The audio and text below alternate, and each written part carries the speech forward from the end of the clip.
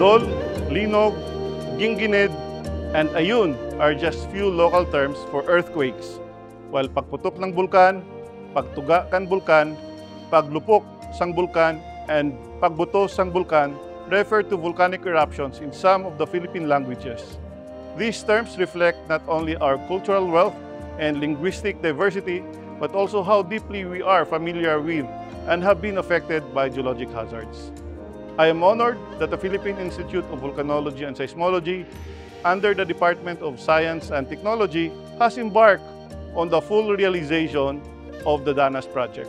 With the support and monitoring of the DUST Philippine Council for Industry, Energy, and Emerging Technology Research and Development, as well as our partner institutions, Don Mariano Marcos State University in La Union and the University of the Philippines in Visayas, this initiative marks a significant step in advancing science communication and disaster preparedness by integrating local knowledge into our disaster resilience strategies. Our objectives are simple yet profound. We aim to create a culturally sensitive and gender-inclusive methodology. With the source books and informational videos, we encourage you to explore and apply the insights and strategies in strengthening disaster resilience and promoting science in our communities. Together, let's build a future where science and local narratives unite in delivering a brighter and safer tomorrow for the people. Ang salitang DANAS o experience ay ginamit natin para sa proyektong Disaster Narratives for Experiential Knowledge-Based Science Communication for Earthquake, Tsunami, and Volcanic Eruption. Ang layunin ng proyekto na ito ay madokumento yung mga istorya ng ating mga kababayan patungkol sa experience nila sa lindol o pagputok ng bulkan. Pero ang mahalaga dito, yung pagdokumento natin ay gagamitin natin yung lokal na pananalita. Pagkat mas maintindihan ng mga kababayan natin na gagamit ng mga source books kung ang gagamitin natin ay nasa local na language. Ang layunin ng DANAS ay makaproduce ng mga source books na gagamitin ng ating mga kababayan sa pag-unawa at paghahanda patungkol sa lindol at volcanic eruption.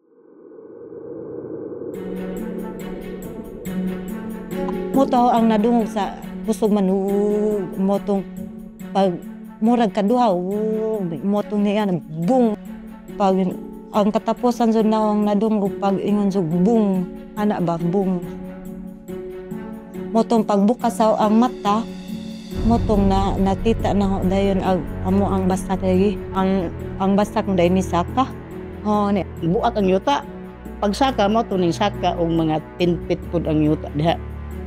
Naputol siya na saka ang dito dapit nga porsyon. Nga ang yuta lagi murag na anak na. Naputol. Ang pagkaputol ang yuta nang sige pangahagbong dire. Pag lihok na nagkagaligid lagi ang mga pag-ana sa yuta, ang mga yuta nangaligid sa ubos. Ang tubig lagi katong tunan sa kabaw. Ning saka gyud si babaw na puti ang tubig ba namuasik. Na paghuman bali po pikas. Bali po sa pikas. Ma'am, ito nakita nga kung kabaw, naalsa yun ang kabaw, bitay yung tiil sa kabaw. Na pag alsa, awa na ito, bisa, ang sapa.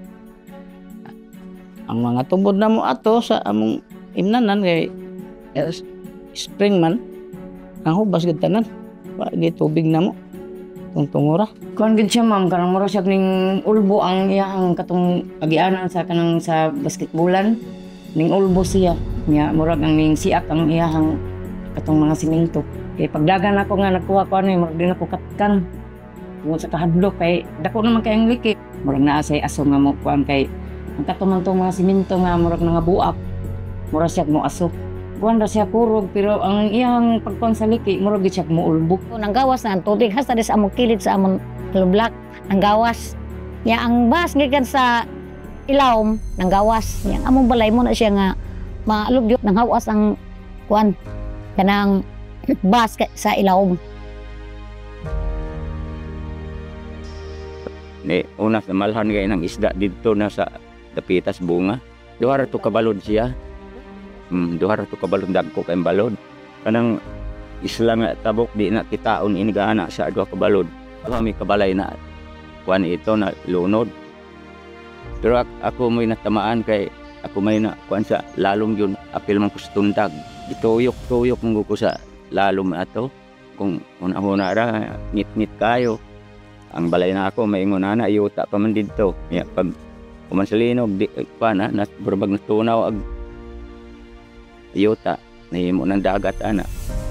Layo na ang daklin.